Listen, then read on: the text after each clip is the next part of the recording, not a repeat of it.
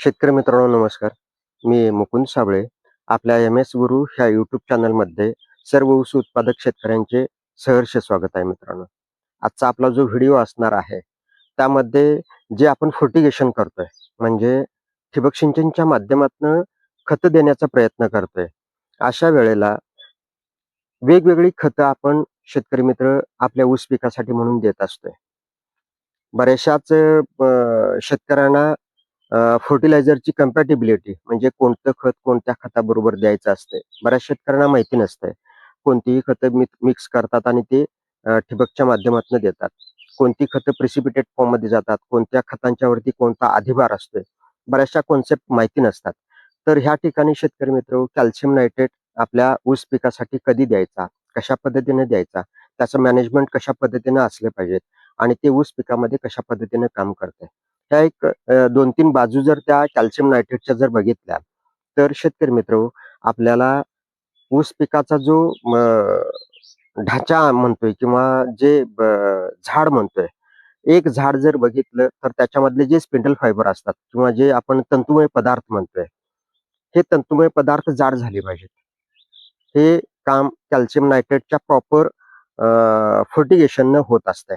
म्हणजे तुमच्या जमिनीमध्ये जो कॅल्शियम आहे तो जवळपास आपण कोणत्याही स्वरूपामध्ये देऊ शकत नाही. तो कॅल्शियम नायट्रेटच्या स्वरूपामध्ये देत असतोय. जे आपण सिंगल सुपर फॉस्फेट देत असतोय, त्याच्यामधून जो कॅल्शियम असतोय, तो अतिशय स्लो रिलीज होत असतोय. म्हणजे तो दिल्याच्या नंतर त्याचं ॲप्लिकेशन आपल्या जमिनीमध्ये दिल्याच्या नंतर त्याचं रिलीज होण्याचं जे प्रमाण आहे, अत्यल्प राहतंय. ते पिकाला कमी प्रमाणात मिळतंय. कारण तिथं ऑक्सिडेशन, रिडक्शन ह्या अभिक्रिया होतात आणि त्या ठिकाणी कॅल्शियम फॉस्फेट असेल, हे घटक मोठ्या प्रमाणात जनरेट होतात म्हणजे त्याचा दगड बनतोय. आपल्या जमीन ही थोडीशी महाराष्ट्राचा जर विचार करायचा झाला तर ती अल्कलाईन फॉर्ममध्ये आहे. अल्कलाईन म्हणजे 7 पेक्षा त्या जमिनीचा पीएच हा जास्त आहे आणि त्या ठिकाणी कॅल्शियम नायट्रेट किंवा जे आपण सिंगल सुपर फॉस्फेट देतोय, ते सिंगल सुपर फॉस्फेट जर देत असाल तर त्याच्यातला कॅल्शियम जो आहे, तो रिलीज फॉर्ममध्ये अतिशय मायन्यूट क्वांटिटीमध्ये येत असतोय. म्हणजे ह्याचा सरळ अर्थ आहे, आपण अल्कलाईन फॉर्ममधल्या ज्यावेळेला जमिनीमध्ये सिंगल सुपर फॉस्फेटचं ॲप्लिकेशन देतोय, तुम्हाला फॉस्फरस मोठ्या प्रमाणात मिळू शकतोय, सल्फर मोठ्या प्रमाणात पिकाला मिळू शकतोय. पण कॅल्शियम जो आहे, तो अत्यल्प प्रमाणात मिळतोय आणि जे शेतकरी calcium nitrate plain plain calcium nitrate आपल्या पिकाला एक 6 ते 8 किलोच्या आसपास प्रति एकरच्या हिशोबाने देतात. ते सुद्धा जमिनीमध्ये गेल्याच्या नंतर माझ्या जमिनीचा पीएच किती आहे, माझ्या जमिनीचा ईसी किती आहे आणि माझ्या जमिनीचा ऑर्गॅनिक कार्बन किती आहे. ह्या सिस्टमवरती तुम्ही जो देणारा कंटेंट कॅल्शियम नायट्रेटचा आहे, तो पिकाला किती मिळतोय ह्याची आकडेवारी आपल्याला आधी समजते. जर तुम्ही माती परीक्षण केलेलं असेल तर. समजा मी माती परीक्षण केलेलं आहे, माझ्याकडच्या जमिनीचा पीएच हा 7.5 आहे आणि त्या ठिकाणी मी कॅल्शियम नायट्रेटचं ॲप्लिकेशन 6 ते 8 किलो द्यायला लागलोय. तर शेतकरी मित्र त्या जमिनीमध्ये तुमच्या फॉस्फरसचं प्रमाण जे आहे, जे खनिज स्वरूपामध्ये फॉस्फरस आहे किंवा तुम्ही जे फॉस्फरसयुक्त खतं जी आपण 10-26-26, 12-32-16, 18-18-10 या स्वरूपामध्ये दिलेला जो फॉस्फरस आहे, तो फॉस्फरस तुमच्या कॅल्शियम नायट्रेटला मोठ्या प्रमाणात फिक्स करण्यासाठी कामाला येत असतोय. म्हणजे त्याच्याबरोबर त्याची रिएक्शन होते आणि तो कॅल्शियम फॉस्फेटच्या स्वरूपामध्ये तयार होतोय, त्याचा दगड बनतोय. म्हणजे आपण एक कॅल्शियम नायट्रेट देण्याचा प्रयत्न करतोय त्यावेळेला तो कॅल्शियम नायट्रेट पिकासाठी म्हणून देतोय, पण जमिनीमध्ये त्याच्या उलटी प्रोसेस चालू होते. कॅल्शियम फॉस्फेट तयार होतोय. म्हणजेच तो घटक तुमच्या पिकाला अतिशय कमी मात्रेमध्ये उपलब्ध स्वरूपामध्ये भेटतोय. आता ह्याच्यावरती आपल्याला मात करायची आहे आणि हा कॅल्शियम नायट्रेट माझ्या पिकाला योग्य स्वरूपामध्ये द्यायचा आहे. अशा वेळेला शेतकऱ्यांनी काय केलं पाहिजे? शेतकरी मित्र ज्यावेळेला मला हा कंटेंट ॲप्लिकेबल करायचा आहे आणि तो मला योग्य पद्धतीने माझ्या पिकामध्ये द्यायचा आहे. मी शुगरकेन फार्मिंगमध्ये स्पेसिफिक बोलतोय असा काही विषय नाही.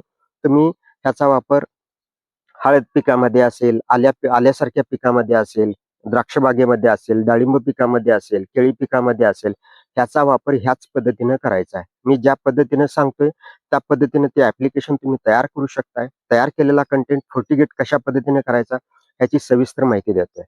शेतकरी मित्र आपल्याकडे एक 200 लिटरचा ड्रम असला पाहिजे. 200 लिटरचा ड्रम असला पाहिजे. त्या 200 लिटरच्या ड्रममध्ये 25 किलोची कॅल्शियम नायट्रेटची बॅग टाकायची आहे. एक 25 किलोची कॅल्शियम नायट्रेटची बॅग टाकल्याच्या नंतर त्याच्याबरोबर एक 4 किलो बोरॉन घ्यायचा आहे. जो वॉटर सोल्युबल असतोय तो बोरॉन घ्यायचा आहे. तो त्याच्यामध्ये 4 किलो टाकायचा आहे. हे टाकल्याच्या नंतर त्याच्यामध्ये जवळपास 160 लिटर ते 180 लिटरच्या आसपास आपण पाणी घ्यायचं आहे. ते पाण्यामध्ये विरघळून घ्यायचं. आता हे विरघळून घेतल्याच्या नंतर काय होतंय बघा, की पाण्यामध्ये विरघळलेला कंटेंट आहे तो आणि मला फर्टिगेट करायचा आहे. तो फर्टिगेट करत असतेवेळी मी जसं सांगितलं, की तुमच्या जमिनीमध्ये फॉस्फरस मोठ्या प्रमाणात असल्यामुळं तो फॉस्फरस त्या कॅल्शियमला उपलब्ध स्वरूपामध्ये येऊच देत नाही. ह्याच्यासाठीच्या ज्या ऑक्सिडेशन रिडक्शन अभिक्रिया माझ्या जमिनीमध्ये मोठ्या प्रमाणात होतात. त्याला चिलेटेड फॉर्ममध्ये कसं बनवायचं? चिलेटेड फॉर्ममध्ये जर घटक बनवला, कॅल्शियम नायट्रेट प्लस बोरॉन हा चिलेटेड फॉर्ममध्ये जर बनवला आणि तोच घटक मी माझ्या पिकासाठी म्हणून ॲप्लिकेबल केला, तर त्याच खताची एफिशियन्सी जवळपास 80 ते 90% बनते. म्हणजे ते खत कोणत्याही जमिनीमधल्या केमिकल प्रोसेस किंवा केमिकल अभिक्रिया अजिबात करत नाही. तर ह्याच्यासाठी आम्ही एक चिलेशन कल्चर बनवलेलं आहे. हे चिलेशन कल्चर तुम्ही त्या 200 लिटरच्या ड्रममध्ये टाकायचं आहे. सगळे घटक पावडर फॉर्म्युलेशनमध्ये आहेत. सगळे घटक पाण्यामध्ये विरघळणारे आहेत आणि ते घटक तुम्ही त्या ड्रममध्ये टाकायचे आहेत. चिलेशन कल्चर हे वेगवेगळ्या ऑर्गॅनिक ॲसिडचे कॉम्प्लेक्स आहे. वेगवेगळ्या ऑर्गॅनिक ॲसिड्सचं कॉम्प्लेक्स आहे आणि हे ऑर्गॅनिक ॲसिड्स तुम्ही त्या ड्रममध्ये टाकायचं आहे. पूर्ण मीडिया हलवून घ्यायचा आहे. हे ऑर्गॅनिक ॲसिडची त्याला व्हॅलन्सी जाण्यासाठी किंवा त्याला कोटेड त्याचे मॉलिक्युल्स जे असतात ते पूर्णपणे ऑर्गॅनिक ॲसिडनं कोटेड तयार होतात किंवा त्याला एक ऑर्गॅनिक ॲसिडची व्हॅलन्सी जाते आणि ही व्हॅलन्सी जाण्यासाठी कमीत कमी 5 ते 6 दिवस लागतात. तो मीडिया तसाच तोपर्यंत ठेवायचा आहे. फक्त ज्या दिवशी शक्य होतंय त्या दिवशी ते मीडिया फक्त काठीनं हलवून घ्यायचा. आता 6 दिवसानंतर माझा मीडिया तयार झालेला आहे. Calcium nitrate plus boron plus chelation culture. अशा पद्धतीचं त्याच्यामध्ये जे द्रावण बनलेलं आहे ते मला 1 एकरसाठी ॲप्लिकेबल करायचं आहे. आता वापरत असतेवेळी शेतकऱ्यांनी कोणती काळजी घेतली पाहिजे? कॅल्शियम नायट्रेट माझ्या पिकाला कधी द्यायचं आहे? बऱ्याच शेतकऱ्यांना माहिती नसते किंवा बरेच शेतकरी 5-10 किलो, 15 किलो, 20 किलो इथपर्यंत सुद्धा ते ॲप्लिकेशन देतात. शेतकरी मित्र चुकीच्या पद्धतीचं फर्टिगेशन शक्यतो करू नका. जे मी फर्टिगेशन करणार आहे, खतांचे दर भरपूर मोठ्या प्रमाणात वाढलेले आहेत आणि त्याची एफिशियन्सी म्हणजे खताची कार्यक्षमता आपल्याला योग्य पद्धतीने जर वाढवायची असेल, तर 100% अशा पद्धतीच्या काही फॅकल्टी आपल्याला तयार करता आल्या पाहिजेत आणि तयार केलेला जो कंटेंट आहे, तो मला योग्य पद्धतीने फर्टिगेट करता आला पाहिजे. ह्याच्यासाठीच्या उपाययोजना सांगतोय. आता हे जे द्रावण 200 लिटरचा मीडिया जो तयार झालेला आहे, तो मला माझ्या पिकासाठी द्यायचा आहे. त्याची योग्य वेळ जर आपण बघितली, तर ज्या वेळेला आपण बाळभरणी करतोय, ऊस पिकाची बाळभरणी करतोय, त्यावेळेपासून मोठ्या भरणीपर्यंत ह्याच्यातलं 1-2 ॲप्लिकेशन आपल्या पिकासाठी जाणं गरजेचं असतंय. मग आता ह्याच्यातला कंटेंट किती द्यायचा आहे? समजा मी बाळभरणी केलेली आहे, ऊस पिकाची बाळभरणी केलेली आहे आणि ह्याच्यातला मला कंटेंट वापरायचा आहे. तर तो किती वापरला पाहिजे? शेतकरी मित्र 30 ते 40 लिटर एका वेळेला हे त्याच्यातलं द्रावण घ्यायचं आहे. ते 200 लिटर पाण्यामध्ये पुन्हा मल्टिप्लाय करायचं आहे आणि 1 एकर क्षेत्राला तुम्ही ठिबकचे शेतकरी असाल, तर तुमच्या एस-टी-पी असेल, डोझल पंप असेल किंवा इंजेक्टर असेल, त्या माध्यमातून तो 1 एकरला फर्टिगेट करायचा आहे. समजा मी पाटपाण्याचा शेतकरी आहे, तर हे 200 लिटरचं जे द्रावण आहे, ते तुम्ही जसं तुमचं पाटपाणी जातंय, तसं एखादी स्लरी वगैरे सोडताय, त्या पद्धतीनं हे 200 लिटरचं द्रावण तुमच्या 1 एकर क्षेत्राला गेलं पाहिजे. ह्याचे फायदे काय काय होऊ शकतात? जमिनीमधल्या ज्या केमिकल प्रोसेस असतात, पूर्णपणे टाळल्या जातात. कारण त्याला ऑर्गॅनिक ॲसिड्सची व्हॅलन्सी दिली जाते. म्हणजे जे कॅल्शियम नायट्रेट आहे ते कोटेड फॉर्ममध्ये तयार होतंय. त्याच्यावरती कोणत्याही पद्धतीचा रिएक्शनचा भाग हा तयार होत नाही. म्हणजे जसं त्याला एक फायबर ऑप्टिकल बँड तयार असतोय. म्हणजे जी आपल्या घरामध्ये वायर असते, त्याला एक प्लास्टिक कोटेड तयार केलेलं असतं आणि त्याच्यामध्ये कॉपरची वायर असते. त्याला हात जरी लावला तरी सुद्धा आपल्याला शॉक बसत नाही. तशाच पद्धतीचं जमिनीमध्ये वेगवेगळी खनिजे जी असतात त्याच्यावरती धन आणि ऋण अधिभार असतोय. तो ज्यावेळेला एकत्र यायला चालू होतोय त्यावेळेला त्याचा प्रेसिपिटेट बनतोय. पण हेच मॉलिक्यूल समजा जर ऑर्गॅनिक ॲसिड्सनं युक्त असेल किंवा ऑर्गॅनिक ॲसिडची त्याला व्हॅलन्सी दिलेली असेल, त्याला कोटिंग असेल, तर ते कोणत्याही जमिनीमधल्या अभिक्रिया करत नाही. हे अन्नद्रव्य व्यवस्थापनामधला एक महत्त्वाचा मुद्दा आहे, की अशा पद्धतीने जर आपण चिलेटेड फॉर्ममध्ये जर घटक तयार केला आणि तो 1 एकर क्षेत्राला जर फर्टिगेट केला, तर ह्याच्यातला प्रिसिपिटेशन होण्याचा भाग 1% सुद्धा राहत नाही. म्हणजे सगळंच्या सगळं अन्नद्रव्य तुमच्या पिकामध्ये जाऊ शकतंय. अशा पद्धतीच्या काही कॉन्सेप्ट आपल्याला तयार करता आल्या पाहिजेत. त्या फर्टिगेट सुद्धा करता आल्या पाहिजेत आणि फर्टिगेशनच्या माध्यमातनं हे ॲप्लिकेशन तुम्ही बाळ भरणीपासून मोठ्या भरणीपर्यंत 2च वेळेला द्यायचं आहे. मोठी भरणी झाल्याच्या नंतर तुमच्याकडे जो स्पॅन असतोय, समजा तुम्ही हंगामी, पूर्व हंगामी किंवा सुरूचे शेतकरी असाल, तर सर्वसाधारण एक मे अखेरपर्यंत तो 2 वेळेला ॲप्लिकेशन दिलं पाहिजे आणि पावसाळ्याच्या हंगामामध्ये 2 वेळेला ते ॲप्लिकेशन द्यायचं आहे.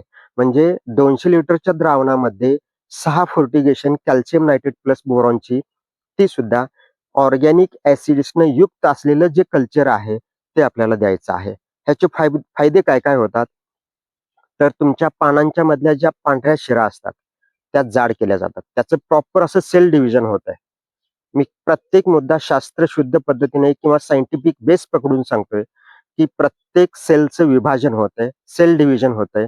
मधले जे कांड्यांच्या मधले जे स्पिंडल फायबर असतात, तंतुमय पदार्थ असतात, ते जाड केले जातात.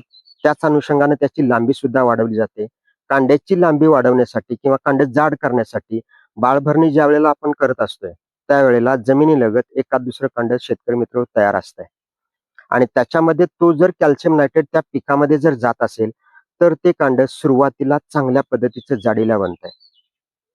आणि ते जाडीला बनल्यामुळं तिथून पुढे तुमची जी वाढ असते, कन्सिस्टन्सी योग्य पद्धतीने होत असते आणि प्रॉपर कॅल्शियम नायट्रेटचा डोस तुमचा बाळभरणीपासून मोठ्या भरणीपर्यंत 2 वेळेला ॲप्लिकेशन गेल्यामुळं तिथं तुम्हाला कांड हे 100% शेतकरी मित्र जाडीलाच भेटतंय. म्हणजे फर्टिगेशन आपल्याला टॉप क्वालिटीचं जर बनवायचं असेल आणि अशा पद्धतीचे रिझल्ट जर आपल्याला काढायचे असतील, तर 100% अशा पद्धतीचे ॲप्लिकेशन्स आपल्याला देता आले पाहिजेत आणि त्या पद्धतीचं फॉर्म्युलेशन आपल्याला बनवता आलं पाहिजेत. आता ह्याच्यामध्ये जे चिलेशन कल्चर मी बोललो, हे चिलेशन कल्चर मी स्वतः मॅन्युफॅक्चरिंग केलेलं आहे. मी स्वतः बनवलेलं आहे. वेगवेगळ्या ऑर्गॅनिक ॲसिड्सचं कॉम्प्लेक्स त्याच्यामध्ये मी तयार केलेलं आहे. त्याच्यामध्ये वेगवेगळ्या पद्धतीचे ऑर्गॅनिक ॲसिड्स कोणकोणते असतात मार्केटमध्ये आपल्याला ह्याची नावं पण माहिती नसतात. पण इथं काही ठराविक नावं सांगतोय, त्या पद्धतीचे ऑर्गॅनिक ॲसिड्स मी त्याच्यामध्ये टाकलेली आहेत आणि ती organic acids humic acid, amino acid, fulvic acid, nicotinic acid, pyruvic acid, pantothenic acid, heteroauxin असेल, बायोटिन असेल, व्हिटॅमिन बी असेल, अशा वेगवेगळ्या ऑर्गॅनिक ॲसिड्सचा कॉम्प्लेक्स मीडिया तयार केलेला आहे आणि तो पावडर फॉर्म्युलेशनमध्ये तयार केलेला आहे.